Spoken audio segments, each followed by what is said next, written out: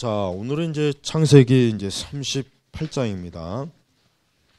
이 창세기 38장에 들어가면 갑자기 느닷없이 얘기 흐름이 끊겨요. 왜냐하면 창세기 37장에는 이제 요셉의 이야기가 시작됐잖아요.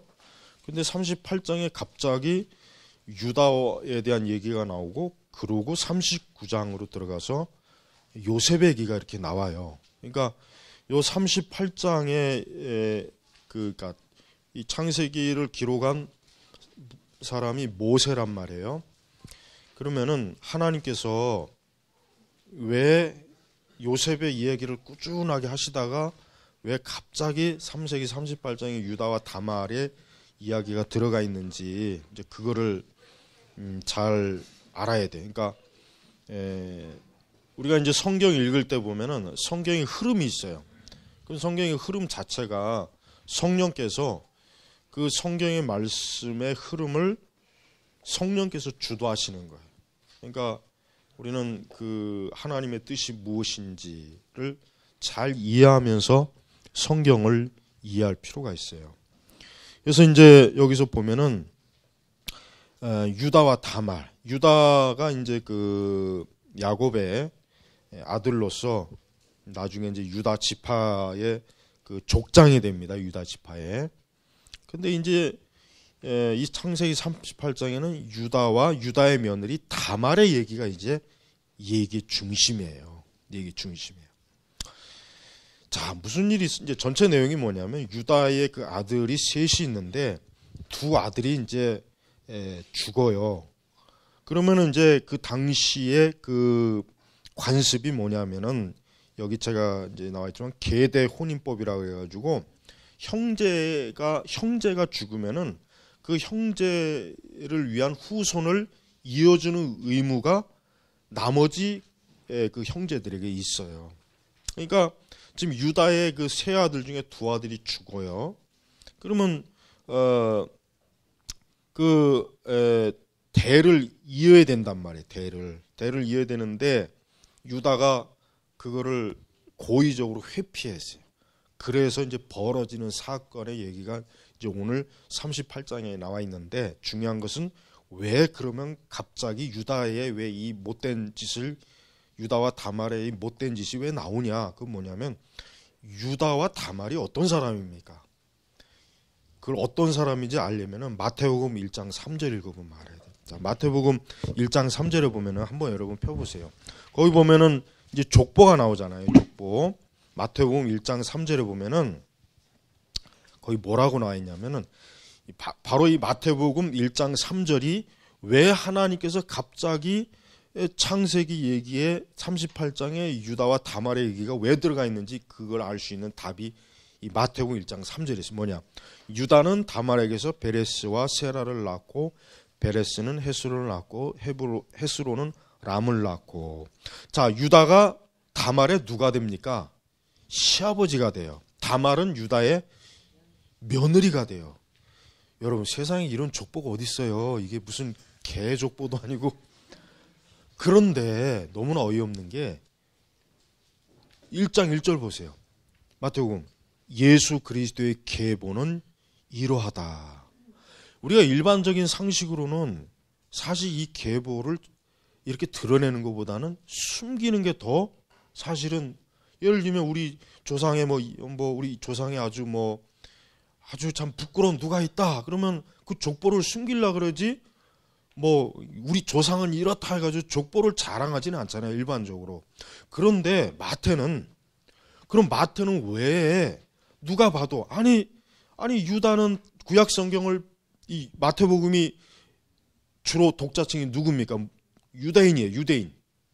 마태가 유대인을 위해서 이 마태복음을 쓴 거란 말이에요. 그런데 우리가 생각하기에는 이걸 오히려 가리는 게 더 예수님에 대해서 괜히 이상한 생각 안 할 텐데, 오히려 드러내는 예수 그리스도의 계보하며 가지고, 아니 그 창세기 38장의 그 수치스러운 그 시아버지와 며느리의 그 상관, 이 사건을 들춰내 가지고 거기다 또 족보에 또 유다는 다말에게서, 그러니까 시아버지 시어머니에게서 베레스와 세라를 낳고, 여러분 이게 얼마나 수치스러운 거예요. 근데 여기에 중요한 의미가 있어요. 뭐냐면 예수님이 이 땅에 왜 오셨습니까? 죄인을 구원하러 오셨잖아요. 그러니까 그 거룩하신 예수님의 그 계보에 누가 들어가 있습니까? 죄인, 간음자, 부정한 자가 들어가 있단 말이에요. 이게 뭡니까? 예수님께서 이러한 죄인들을 위해서 이 땅에 오셨다는 것을 이 구속자적인 관점에서 보여주기 위해서 계보가 이렇게 나오는 거예요. 그러니까 우리가 생각하는 건 뭡니까? 아, 예수님은 하나님의 아들이니까 그 계보가 굉장히 고귀한 사람들, 정말 도덕적, 윤리적 흠도 없고 점도 없고 그런 사람들만 계보가 쭉 와야 되는데, 이런 그 유다와 다말이 그냥 거기에 계보가 들었다는 거는 거기에는 영적인 의미를 봐야 돼. 그러니까 육신적 관점으로 계보를 보면은 이거 완전히 말도 안 되는 그냥 콩가루 집안인데, 영적으로는 뭐예요? 예수님, 이 거룩하신 하나님의 아들 예수님이 이러한 죄인의 계보를 통해서 이 땅에 오셨구나. 결국 뭐예요? 우리 죄, 인간의 죄를 건져주시기 위한 구속주로서 오셨다는 것을 보여주기 위해서 이 계보가 여기 나오는 거예요. 그 다음에 창세기 38장도 마찬가지입니다. 창세기 39장으로 넘어가면 뭔 사건이 나오냐면은 39장에 들어가면은 요셉이 굉장히 엄청난 고난을 당한 얘기가 나와요. 이거 다음 주 건데, 그만 보디발의 집에서 그 보디발의 아내에게 억울한 누명을 씌우고 감옥에 들어가서 2년 가까이 고생하다가 그 고생한 얘기가 나와, 이제 39장에. 자, 요셉과 유다가 어때요? 서로 대조가 돼요. 요셉은 자기의 순전함을 지켰어요. 하나님 앞에 이러한 죄를 지면 어떻게 하냐. 그러나 유다는 어땠습니까? 유다는 우리가 여기서 보면 알겠지만은 이 유다는 보세요. 1장 1절에 보면 그 무렵에 유다가 자기 형제들을 떠나서 그 이름을 하라라고 하는 어떤 아둘람 사람에게 내려가 거처를 정하였는데, 2절에 유다는 거기서 이름이 수아라고 하는 어떤 가나안 사람의 딸을 보고 그 여자를 데려와 그 여자와 동침하였다. 그러니까 결혼했다. 그런 얘기예요. 근데 가나안 딸, 이 가나안이라고 하는 건 뭐예요? 이방 여인이에요. 그러니까 절대 유다는 가나안 딸과 결혼하면 안 되는데, 이 유다가 아무 생각이 없는 거죠. 자기의 그 아브라함부터 이삭과 야곱의 그 거룩한 하나님의 그 족장의 그 영광스러움을 모르고 이렇게 그냥 가나안의 딸을 취해서 결혼한 거예요. 그러니까 이게 죄란 말이에요. 그러니까 그만큼 유다가 어떻습니까? 타락한 거예요. 죄를 지은 거예요. 죄를. 그러니까 벌써 결혼부터가 하나님이 기뻐하지 않는 결혼이었어요. 그래서 그런지 거기 보면은 그 여자가 임신하여 아들을 낳자 유다는 그 이름을 엘이라 불렀고, 다시 임신하여 아들을 낳고 그 이름을 오난이라 불렀으며, 또 다시 아들을 낳고 그 이름을 셀라라 불렀다. 그 여자가 그를 낳을 때 유다는 거십에 있었다. 그런데 문제는 7절 8절에 보니까 하나님께서 그 맏아들 엘이 하나님 보시기에 악하였으므로 여호와께서 그를 죽이셨다. 그 다음에 이제 오난도 역시 마찬가지로 10절에 그가 행한 일이 여호와 보시기에 악하였으므로 여호와께서 그도 죽이셨다. 그러니까 세 아들 중에 엘과 오난이 왜 죽었습니까? 하나님 보시기에 악한 거예요. 그러니까 하나님이 아주 그 악한 두 사람을 그냥 내버려 두는 것이 아니라 그 생명을 뺏음으로 하나님이 심판을 한 거예요. 심판을. 그러니까 이렇게 하나님 보시기에 악하였으므로, 또 10절에도 여호와 보시기에 악하였으므로, 7절에도 7절 10절 둘 다 여호와 보시기에. 그러니까 하나님께서는 사람의 모든 것들을 보는 거예요. 모든 것들. 이게 바로 하나님 앞에서 우리 성도들은 하나님 보실 때. 근데 우리가 39장에 넘어가면은 요셉은 어떠한 사람이었냐면 9절에 보세요. 39장 9절에 보세요. 거기 보면은 요셉은 이런 사람이었어요. 뭐냐면, 그런데 내가 어떻게 이 큰 악을 행하여 하나님께 죄를 지을 수 있겠습니까? 자, 보세요. 요셉은 어떤 사람이에요? 하나님 보시기에 하나님이 자기를 보는데 내가 어떻게 하나님 앞에 죄를 지을 수 있느냐? 이런 거룩함, 이 경건함을 지키는 데 위해서 이 유다의 두 아들은 어때요? 여호와 보시기에 악한 거예요. 그러니까 하나님께서 뭐예요? 죽인 거예요, 죽인 거. 그러니까 우리가 하나님 보시기에 악하면 안 돼요. 아유, 뭐 누가 보는 사람이 있겠어? 누가 보는 사람이 있겠어? 누가 봅니까? 사람은 안 보지만 하나님 보십니다.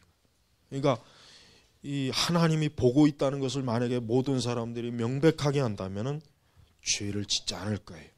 왜? 그 하나님이 두려우니까.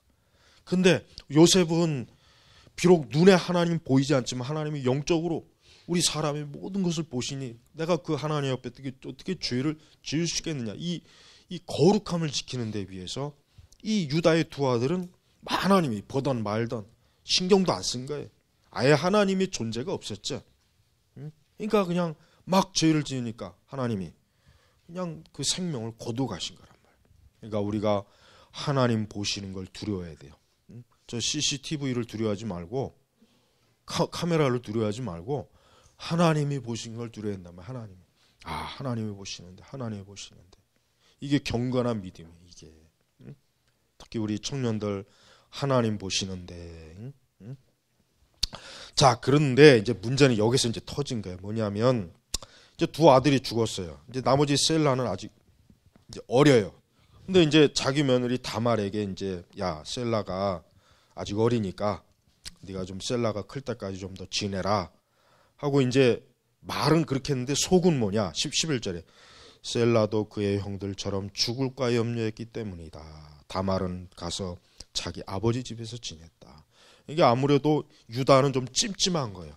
야, 이 저 다말 때문에 혹시 저 셀라가 잘못되면 어떻게? 그러니까 일부러 그러니까 사실 셀라가 어려서 사실은 이제 그 형수와 이제 다말과 결혼시키기는 어리긴 어렸던 건 사실인 거예요. 그러나 이제 실제 더 마음은 뭐냐면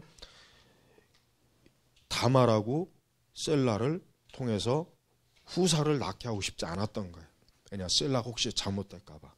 근데 다말은 순진하게 이제 그 자기 시아버지 유다가 한 얘기를 고지고대로 들었는데, 근데 아무리 뭐 이렇게 지나도 그 소식이 없는 거예요. 소식이. 그래서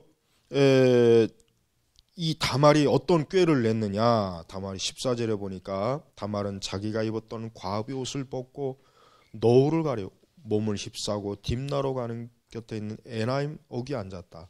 셀라가 장성한 것을 보았는데도 그가 자기를 그의 아내로 주지 않았기 때문이다. 그러니까 셀라가 장성했는데 아니 이 유다가 시아버지가 약속대로 빨리 셀라를 통해서 후사를 얻게 해야 되는데 소식이 없으니까 그래서 다말이 꾀를 낸 게 뭐냐. 자기가 어때요? 창녀의 복장을 하고 어때요? 그 유다 시아버지를 유혹해가지고 그만 어때요? 불의한 일을 저지른 거예요. 근데 이것을 유다는 새카맣게 모르고 그리고 이 다말이 어떤 꾀를 썼느냐. 나중에 또 잘못되면 안 되니까 그 유다의 어떻습니까? 18절에 그러니까 어떤 유다가 내가 이제 내게 뭘 보상해줘야 되겠느냐 했더니까 다말은 다 필요 없고 당신의 도장과 그 끈과 당신 손에 있는 지팡이 즉 그 유다의 신분을 알려줄 수 있는 증거물을 나에게 달라. 유다는 이제 가벼운 마음으로 준 거예요. 근데 나중에 이제 유다가 이제 그 여자 그 창녀를 찾아서 이제 값을 치려고 했는데 보이질 않는 거예요. 그래서 이상하다 했는데 나중에 무슨 소식이 들냐면은 누군가로부터 어이 유다 자네 며느리 다말이 음란한 짓을 해가지고 그만 사고를 쳤네. 이러니까 유다가 머리끝까지 화가 나는 거예요. 이 부정한 얘기 해가지고 어떻게 합니까? 24절에 그 당시 관습대로 유다가 말하기를 그 여자를 끌어내어 불살라라. 이게 그 당시에 뭐예요? 이 간음한 여인들의 처벌법에서 나중에 율법에서 이제 돌로 치는 거였는데 이때까지는 불로 태워 죽이는 거예요. 오늘날 만약에 이렇게 한다면 불에 타 죽을 여자가 우리나라에만 해도 아마 상당히 많을 거예요. 그죠? 굉장히 많을 거예요. 굉장히. 그래가지고 유다가 그냥 막 이제 다말을 끌어내려고 하는데 25절에 결정적으로 다말이 증거를 가지고 있어요. 딱 이 도장 끈과 지팡이가 누구의 것인지 확인해 보라. 이것의 주인하고 내가 그런 일을 저질렀다 해가지고 유다가 딱 보니까 자기 거잖아. 그러니까 할 말이 없는 거야. 할 말이 완전히 뒤통수 맞은 거지. 근데 유다가 이제 여기서 뭡니까? 유다가 26 유다가 알아보 말하기를 그 여자가 나보다 더 의롭다. 그러니까 이때서 이제 유다가 좀 깨달은 거야. 아하, 자기가 그 다말에게 약속을 했는데 약속을 안 지켰잖아요. 고의적으로 그 셀라를 지키려고 혹시나. 그러니까 이제 그걸 생각하고 아하, 이게 결국 나 때문에 이런 일이 벌어졌구나 해서 유다가 거기서 뭡니까? 그 유다가 이제 거기서 회개를 한 거죠. 그러면 내가 그를 내 아들 셀라에게 주지 않았기 때문이다. 그러니까 사실 다말이 잘한 건 없어요. 다말이 한 게 합리화될 수는 없어요. 그러나 애초부터 유다가 그 며느리 다말에게 그 이렇게 애를 서로 결혼하게 해서 후사를 잇게 했다면 다말이 이러지는 않았을 거 아니에요. 그러니까 애초부터 그 죄의 원인을 따지고 보면은 자기에게 더 죄가 있다. 그렇게 죄를 인정한 거예요. 그러니까 유다가 그 양심이 그래도 살아 있는 거예요. 양심이 죽었다면은 끝까지 모른 척하고 그 다말을 불태워 죽였을 거 아닙니까? 근데 유다는 그래도 어떤 하나님의 그 은혜가 있었던지 그 양심이 살아 있어서 어때요? 자기의 죄를 순순히 인정하고 회개하고 뭡니까? 유다가 더 이상 그 여자와 관계를 갖지 않았다. 완전한 회개한 거예요. 하나님께서 기뻐하시는 모습이죠. 그래가지고 이제 다말이 해산했는데 두 아이가 나와요. 먼저 먼저 뭡니까? 두 아이가 나오는데 29절에 베레스가 먼저 나오고 30절에 세라가 나와요. 그러니까 쌍둥이에요. 베레스와 세라. 그래가지고 이 베레스와 세라가 아까 마태 족보에 나오죠. 사실은 엄밀히 얘기하면은 이 베레스와 세라는 부끄러운 사람들이에요. 왜? 아니 정당한 부모에게서 태어난 게 아니라 시아버지와 며느리의 그 상관에서 태어났잖아요. 이게 얼마나 사실 부끄럽지 않습니까? 사생아나 마찬가지예요, 사실. 아버지가 할아버지야. 어디 가서 그렇게 소개하면 우리 아버지가 우리 할아버지야. 우리 아버지가 우리 할아버지야. 그럼 듣는 입장이 더 복잡할 것 같아. 안 그래요? 이거 완전히 그냥 육적으로 얘기하면 완전히 콩가루 집안이야. 야, 도대체 네 아버지가 너희 할아버지라는 게 무슨 뜻이냐? 이해할 수 없는 집안이에요. 근데 참 그래요. 그러니까 이 성경에 보면은 그래서 옛날에 여러분 옛날에 19세기까지는 어린아이들에게 성경을 다 가르치지 않았어요. 그거 알아야 돼요. 어린아이들의 성경을 다 가르치지 않고 성경에 보면은 굉장히 좀 뭔가 이런 내용은 안 가르쳤습니다. 더 크면 가르쳤어요. 어린아이들한테 이런 내용을 성경을 읽지 못하게 했어요. 그 당시에. 왜 이런 내용을 읽으면 아이들이 혼란스러워하니까. 아무리 하나님 말씀이라도 아직 어린아이들에게 이런 말씀을 읽게 하면 가르치면 혼란스러워하기 때문에 어떻습니까? 이런 말씀을 더 커서 가르쳤습니다. 예전에 과거 19세기까지는 서구에서는 크면은 이해할 수 있지만 어린아이면은 이해를 못하잖아. 이게 뭔 말인지. 그래서 이제 우리가 오늘 이렇게 봤지만 그렇습니다. 오늘 이 39장에서 가장 중요한 신학적인 의미는 뭡니까? 아까 제가 아예 초반에 얘기한 것처럼 마태복음 1장 3절이에요. 결국 그거예요. 왜 하나님께서 유다의 왜 이 부끄러운 그 수치스러운 역사, 이 가계, 그 집안의 일을 왜 성경에 이렇게 아주 버젓이 드러내놓고 왜 이걸 기록했느냐? 이유가 뭐냐? 결국 하나님께서는 뭡니까?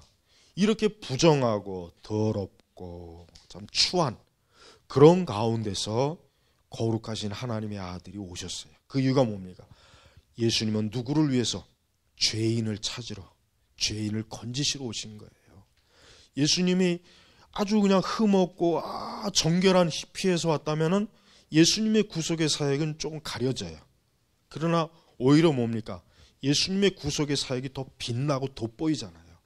예수님이 이런 참 더럽고 그 피가 참 부정한 불결한 그런 곳에서 예수님이 결국은 그 후손으로 왔다는 거, 그 계보를 따라왔다는 게 얼마나 참 놀라운 사실입니까? 그러니까 그렇습니다. 우리도 그렇습니다. 우리 자신이 육신적으로 우리가 더럽고 흠이 있고 부정하다 해도 예수 그리스도를 통해서 우리는 어떻게 됩니까? 정결해지는 거예요. 정결해지는 거예요. 우리가 비록 아담의 혈육으로 우리가 범죄한 사람이에요. 우리도 죄성이 있는 거예요. 그럼 이러한 죄성을 어떻게 우리가 거룩하게 합니까? 그리스도를 통해서 거룩해지는 거예요. 사실 유다나 다말이나 이 베레스나 세라 다 부정한 사람이에요. 그런데 왜 이들이 거룩한 족보에 들어갈 수 있었느냐? 왜 그렇습니까? 예수님 때문에 그러는 거예요. 예수님 때문에. 예수님 때문에 거룩해진 거예요. 그러니까 우리도 그렇습니다. 우리도 우리의 죄로 인해서 우리가 아무리 악하고 아무리 더럽다 해도 예수 그리스도를 영접하고 그분의 피로 우리의 심령을 씻고 우리의 죄를 씻으면 어떻게 됩니까? 우리도 거룩하고 정결한 사람이 되는 겁니다. 거룩하고 정결한 사람이 되는 거예요. 그러니까 인간의 공로가 없어요. 인간의 공로가 필요가 없는 거예요. 그래서 이 성경을 통해서 우리가 알 수 있는 것은 이와 같이 하나님의 거룩한 구원의 구속사의 이 흐름이라고 하는 것은 결국 뭡니까? 이 죄인들을 건져주시는 거예요. 죄인들. 부정하고 흠 많고 불결한 이러한 죄인을 그리스도 피로 깨끗하게 씻어서 정결하게 해서 의로운 자의 반열에 하나님이 세워주시잖아요. 그러니까 여기에는 어떠한 인간의 공로가 없는 거예요.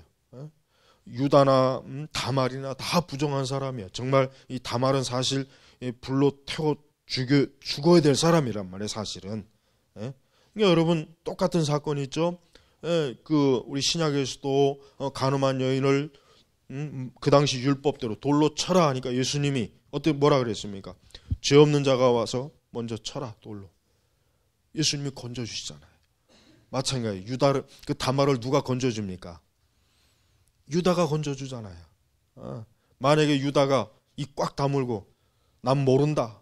저 여자를 불러 태워 죽여라면 분명히 죽었단 말이에요. 왜냐? 그 당시에는 여자의 말은 증거로 안 삼습니다. 남자의 말만 증인으로 삼아요. 여자의 말은 증인으로 안 삼아요. 그러니까 유다가 거기서 어떻게 말하느냐에 따라서 다말이 죽을 수도 있고 살 수도 있는데 유다는 어떻게 했습니까? 다말을 살려줬단 말이에요. 그 며느리가 자기보다 더 의롭다. 자기의 죄를 순순히 인정한 거예요. 그러니까 다말이 유다 때문에 살았잖아요. 그러니까 신약 성경에서도 간음한 여자가 누구 때문에 삽니까? 유다 지파에서 오신 예수님 때문에 살잖아요. 이건 뭘 얘기하느냐? 예수님 때문에 죄인이 사는 거예요. 우리가 사는 건 누구 때문에 사는 겁니까? 우리 자신 때문에 사는 게 아니에요. 내가 잘해서, 내가 도덕적으로 흠이 없어갖고, 내 피가 깨끗해서, 내가 공로가 있어서 아니에요. 그래도 우리는 죽어요. 그래도 죽는단 말이에요. 인간은 그 죄 때문에. 근데 그 죄에서 누가?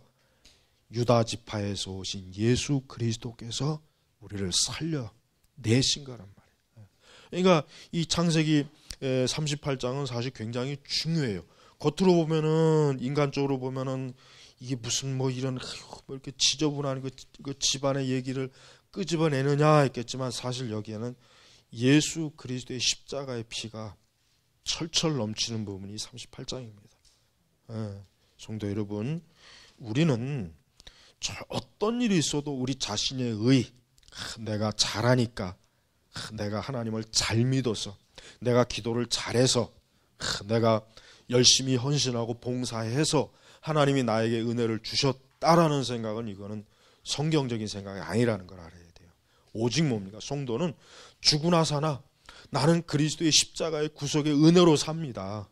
이거예요. 처음부터 끝까지 이 안에서 우리는 믿음 생활하고 이 안에서 하나님을 드리는 것이고 이 안에서 하나님께 예배 드리는 것이고 봉사하고 헌신하고 영광을 올리는 것이지 일체 하여튼 눈꼽만큼도 우리 자신에 의해서 내가 하나님께 은혜를 받았다는 생각은 이건 기독교 생각이 아니라는, 이건 성경적인 생각이 아니라는 것을 이게 아주 꼭 우리가 알고 있어야 돼요. 그러니까 우리의 삶과 우리의 신앙은 오직 은혜입니다. 은혜로 시작해서 은혜예요. 은혜로 끝나는 거예요. 은혜, 오직 은혜예요. 오직 은혜. 마땅히 죽어야 하고 마땅히 형벌을 받아야 되고 마땅히 저주를 받아야 할 우리를 예수님이 막아주신 거예요. 보호하신 거예요. 예수님, 그 대신 예수님이 돌을 맞고 예수님이 그 죽음을 십자가에서 죽으시잖아요. 그 예수님 때문에 우리가 산 겁니다. 그러니까 우리는 오늘 이 38장을 통해서도 예수님의 은혜가 얼마나 어때요?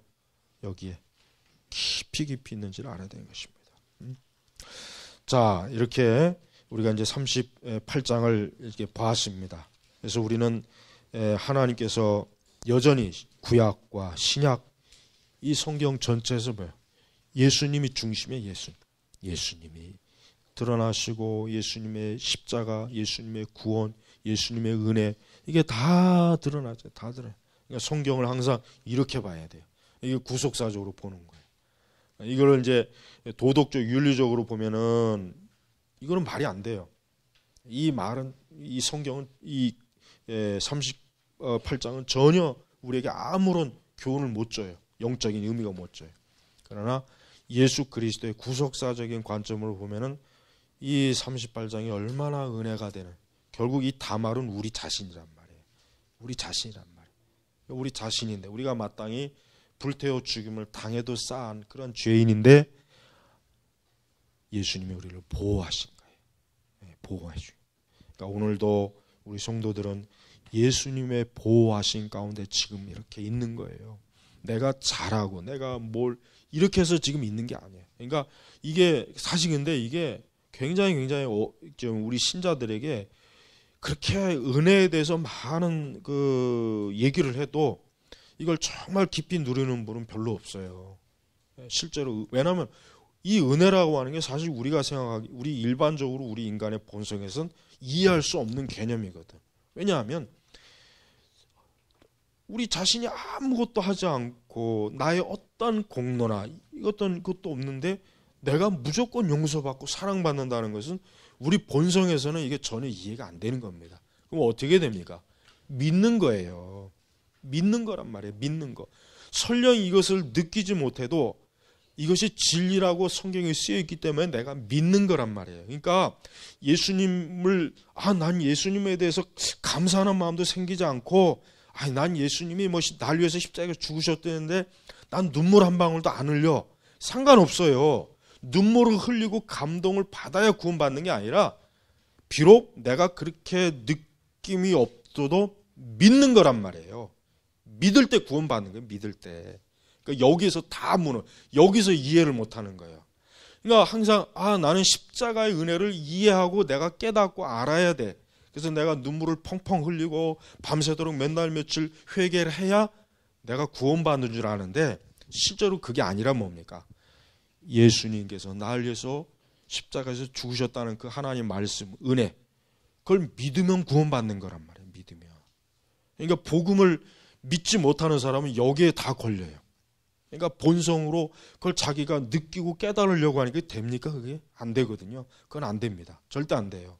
그럴 것 같았으면 믿음으로 구원받는 게 아니라 느낌으로, 감정으로 구원받으라고 말씀을 기록했어야지. 안 그래요?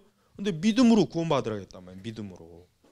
그러니까 예수님에 대해서 나는 누구는 예수님을 믿을 때 회개할 때 몇 날 며칠 울고 짜고 손수건에 막 그냥 억수로 눈물을 뿌렸다는데 나는 왜 이렇게 맹숭맹숭할까? 난 예수님 믿는 게 아닌가 봐. 난 구원받지 못했나 봐. 이런 생각을 하면 안 돼요. 그게 마귀가 주는 생각이란 말이에요. 마귀가. 그게 마귀가 주는 생각이에요. 일단 예수 그리스도를 영접하고 난 다음엔 벌써 성령께서 그 순간 우리에게 오셔서 그제부터 이제 그 사람으로 하여금 하나님의 은혜를 조금씩 알게 해요. 깨닫게 한단 말이에요. 그러니까 오늘 이 강의를 잘 정말 유심히 들어야 될 분이 많아요. 너무나 많은 이 교회에서 선포되는 이 복음이 사실 복음이 아니에요. 복음이 아니란 말이에요. 무조건적인 하나님의 구원의 은혜를 선포해야 되는데 인간에게 뭔가를 자꾸 요구해요. 그러면서 믿으라고 하니 이게 됩니까? 그러니까 온전한 믿음이 가질 수가 없어요. 그러니까 오늘 제가 한 이 강의를 이따 다시 한번 또 한번 자세히 한번 들어보세요. 그러면은 뭘 얘기하는지 다시 한번 알 겁니다. 자, 기도하겠습니다. 하나님 아버지 감사합니다. 우리의 본성으로는 도저히 이해할 수 없고 그 깊이를 잴 수도 없고 알 수도 없는 그리스도의 십자가의 은혜를 저희가 믿음으로 받아들이고 하나님의 말씀을 생명의 말씀으로 받아들임으로 예수님의 사람이 되고 예수님의 그 구원의 은혜를 누리는 참 가장 복된 사람들이 되게 하소서. 오늘도 우리에게 베풀어 주신 구원의 은혜, 하나님의 은혜를 우리는 믿습니다. 우리는 고백합니다. 우리 자신을 하나님의 그 진리에 맡깁니다. 주여 저희들을 긍휼히 여겨주시고 언제나 구원의 은혜 안에 머물게 하옵소서. 예수님의 이름으로 기도 올렸습니다. 아멘.